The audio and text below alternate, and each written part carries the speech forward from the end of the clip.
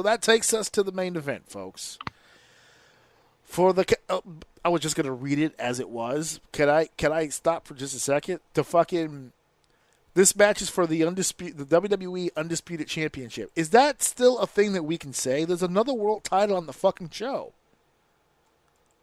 When they first unified it, I got it, but they made another one. That title belt is now very much disputed. The belt is still, in theory, still unified. Right, for the Universal title. Right. No, the undisputed title is what you're referring to. That was unified for when Roman had it. Right. Yes, when Roman had it together, and then they created a new belt. So this is still a fusion of belts. So technically, there's 3 belts. It's just 2 in 1. Just call it the fucking WWE Championship, dude. Undisputed. That's all you. No, it's very much disputed. Here's the thing. I'm literally disputing it with you right now. That's what I was saying. Deadass was just like, here's the problem. You can say all you want, but it's undisputable. It's undisputable. It doesn't matter. It's undisputed. You can't argue it. It is what it is. Deal with it. Them's the rules. That's it. That's how it works. Cry all you want. You can't dispute it. We're going to move past this disruption in the dispute, but we will talk about the fact that it's Cody Rhodes challenging for the WWE Championship against John Cena, and it's not your regular average John Cena. It's the John Cena. For those of you who saw SmackDown, you got a chance to see it. Apparently, the heel run has come to an end. And I'm glad that you said it the way that you said it. Yeah, apparently it just ended just like that on a promo that felt a little on the shoot side, but they basically explained it. They said, I was listening to the rhetoric from some people who were supposed to be here with me, and they're not here. So fuck it. And fuck it. I don't want to be a heel no more. So you want me at your best? I'm a best? Yeah, I'll give you my best. If you want some, come get some, and the whole shebang. And he cut this tremendous. What I didn't understand about the promo was this is going to sound stupid, but it's the truth. I didn't understand the beer. I didn't get it. I don't understand. What was the deal with getting the beer and celebrating with a toast? Isn't that like Stone Cold Steve Austin type shit? Like, what was the symbolism of the beer? I didn't get it. But maybe I'm just reading into shit. I don't know. But they sealed the deal with a can or two, a beverage, a libation, as Cody Rhodes would call it. And then they go all the way to WrestleMania. No real personal issue. Just, hey, who's the man, right? Who is the individuals that will come out on top? And we had no motorcycles this time. Although I do like the new Iron Man version of the helmet. It does look way cooler. That Iron Man version he's got. And then we got babyface John Cena entrance, which was dope. I'm not gonna lie. I felt that one. I felt it. It was taken away. I felt like they just threw away all that hard work that they did for the heel thing, right? Yeah. Yeah, it just made no fucking sense. Like it was anticlimactic, dude. Like it literally just like I see the thing, and then it flips to the color literally explodes out of the screen, and he comes out and he's doing the whole thing, and I'm sitting there and I'm watching, and I'm like, I know I missed a few things. When the fuck did he just go back to being nice? And like everyone just forgot he was calling everybody a piece of shit like 2 days ago. You know what I mean? And yeah. They're like, yeah. And my buddy's like, yeah, he did a promo on SmackDown or something like that. He's like, yeah, I guess he's done doing that now. And I'm like, what the fuck? Like, well, What are we doing? No, We could have just had this the whole time. What was the point of that? You know what it is? It was like for people who say, "Well, yeah, we lost the time," or you know, the thing is that a lot of the people didn't want to boo him, so they were just like, when he finally came around, they were like, "Yeah, okay, yeah, see, you're coming around now. I don't know what all that bullshit was. Let's get back on target. Let's get back on target." This match, by the way, was 37 minutes and 45 seconds. The absolute longest match on either card, the other main event being 30, so close. This, in my opinion, now that we know and we're about to discuss how this match truly ended, this might be the best match we're going to get from him moving forward. And probably the best match he's had since his return.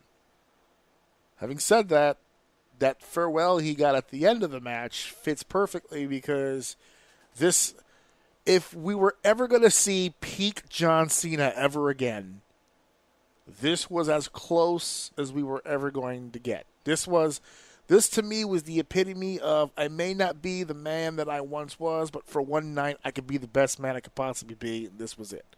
They broke out every move in the fucking book. I think he hit like 8 attitude adjustments, and Cody hit like 17 fucking crossroads. Oh, since we're talking about movesets, can we talk about that fucking ass cutter off the top rope into the table? Yeah, no, some of those that shit was trash. I don't know if this man will ever hear my words, but if you do, please stop doing that move. It makes your entire arsenal shit. Stop it. It's the one flashy move he's got besides the kick. It's bad. Just infinitely do the one where you bump on your back and you poke him in the chin or something shit like that. Like, do that one. Oh, the bump punch where he like takes a bump. Yeah, I like that one fire. I like that one. Stop the cutter shit. What about Beautiful Disaster? You look back when you do it. You jump off wherever the hell weird. It literally looked like he just threw himself through a table. You know why I agree with you, he should stop, aside from the things that you just said? We got a guy coming up at NXT who does it way better. In Javon Evans. Way fucking better. That boy bouncy. That boy is indeed bouncy. It is indeed factual. I really hate that move for him. Yeah, like if he could just like do like a DDT instead, like switch it out for like a special DDT or something, and we're good. Like his arsenal is perfectly fine. I just hate that fucking move. Sorry, I sidetracked you, but when you started talking about like them going back, that shit popped up in my head, and I wanted to vent about it. That's okay. That's fine. That's what we're doing here. We're talking about the match, both the positive and the negative, and that's exactly falling into that category right there. There was a couple of, I kind of half and half on the Cody elevator AA thing. When John had Cody up for the AA, but he's coming up the elevator that Cody comes up in, so he's got that spotlight on him, and yeah, it was kind of a cool visual. But I find it hard to believe that Cody's just gonna fucking lay there forever as he slowly rises from the fucking stage. I'm like, is he out cold? Because if that's the case, just pin his ass, bro. It's done. It's over. But it is. I tell you what, he should have just slow punched them all the way to the ring instead of having the fucking fireman carry his ass for like 2 miles. That was crazy. You saw he threw him on the mat when he threw him into the ring. You heard him. Oh, that was fucking legs were burning, dude. That motherfucker sounded like hey, this week, baby. We got that working just right now. Sounded like a husband who just got finished doing what his wife asked him to do. Yeah, exactly. He just over it. No. I heard the I'm too old for this shit when in that grunt. There you go. Thoughts on the title change itself? Cody beating John Cena for the title. The belt is back on Cody Rhodes. The QB has the ball back. Because he went face, I don't care.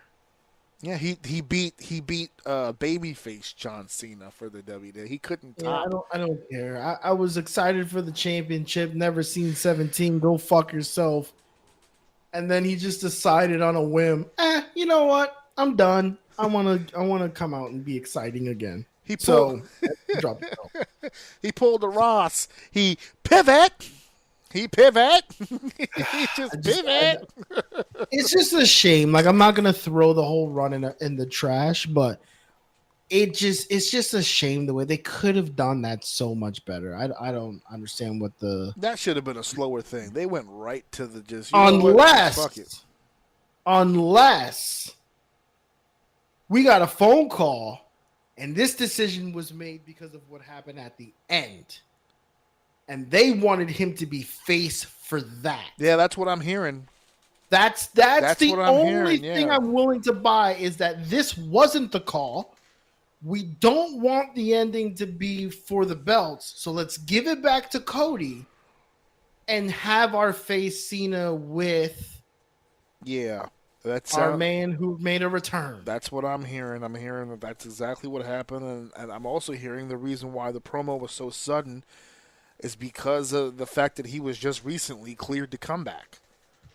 So it wasn't like they planned on him coming back at some point. This is something that just kind of fell in their lap. And the person that we're talking about, folks, is after John Cena loses to Cody Rhodes, and Cody does his little salute to the old man and gives him one last crossroads, beats him 1-2-3, wins the championship. They have their little moment. Cody leaves the ring to give what they refer to as the greatest of all time to ring to say his goodbyes. And then Lesnar's music hits. It was almost like an African-American champion was standing in the ring. It was just bad timing, wrong place for someone to be. Here comes Cowboy Brock Lesnar with the full head of hair, bro. That boy is gruffed. He is rough, tough, and gruffed all the way around. And he starts walking to the ring, and I don't give a fuck what your thoughts are on Brock Lesnar. That building shook. The cameras shook. The pop was immense. There were audio issues by the end of the night. Yeah. And the place went absolutely nuts. Lesnar walks all the way around the ring, takes off the stuff, gets in the ring, ducks the clothesline, F5 on John Cena, sets the tone for what's to come. And Lesnar takes his leave, and John Cena gets one more chance to say goodbye on the walkthrough. That's how the show goes off the air. But Cena Lesnar is in the near future, and we've got to talk about the return of Brock Lesnar. We read Janelle Grant's lawsuit on this show and his part in it.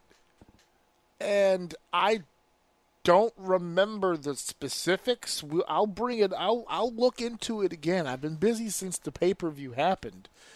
But whatever it was that he was a part of, and whatever it was he was named in the suit for being a part of, WWE's legal team cleared him on coming back. I don't know if that is a sign about this lawsuit. I don't know if that is an issue that is going to come back to bite them seriously on the ass. No, if I remember correctly, they were playing it safe with him. But if I remember correctly, his only real involvement was, I think he was supposed to have something to do with her, but it never happened. Yeah, I think they made connection at one point, but I don't think anything, like even the verbiage maybe in a text message, was anything substantial at all. Yeah, I think they never got to that point. Vince McMahon was sending Brock pictures of her, both nude and pissing, and that was the big takeaway. It was piss pics. Remember, he's into pee. And, right, but if he was receiving pictures, that's different from him actually interacting with the girl. Correct, yes. So I don't think he never really got, not to say that he wouldn't have, but I don't think he ever got to that point, which is why it may not be shocking to me that I think they were just playing it safe. And now they cleared him. I think it was a perception thing at that point, but I'm gonna pull the files again, and I'm gonna look it over again to get the specifics.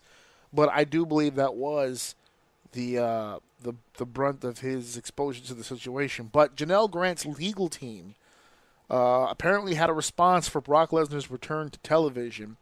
And this is an exact quote. It says for far too long, abuse was allowed to thrive under WWE's leadership. Instead of righting this wrong, WWE has done nothing to ensure those responsible are held accountable. This attempt to sweep misconduct under the rug will backfire. We look forward to the full set of facts, including those about Mr. Lesnar, coming out in a court of law where they belong. But in the meantime, we refer you back to Janelle Grant's updated complaint, which outlines in detail what she endured by McMahon and others while employed at WWE. So they still feel confident that they're going to do something with the Lesnar name, but WWE's lawyers feel confident they ain't got shit. Somebody's overplaying their hand here. Somebody's in the wrong. They can't. I think they're just playing a leverage game and playing a fear game to hopes to get some type of settlement out of it. But if I have more faith in the WWE legal team than in Janelle Grant's legal team. Well, to be fair, this is a new team for WWE. This is a new team for them. The usual team, which was ran by, I forgot the original guy's fucking name. But the guy who was with Jeremy McDevitt, there it is. He was the one who was Vince McMahon's lawyer for fucking forever.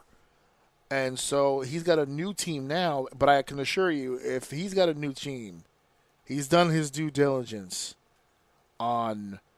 I said Jeremy. Excuse me, it's Jerry McDevitt. Vince McMahon would never hire a lawyer named Jeremy. That's hilarious. No, it's Jerry. And so this new team, I'm sure, has been vetted up and down, and they cleared him.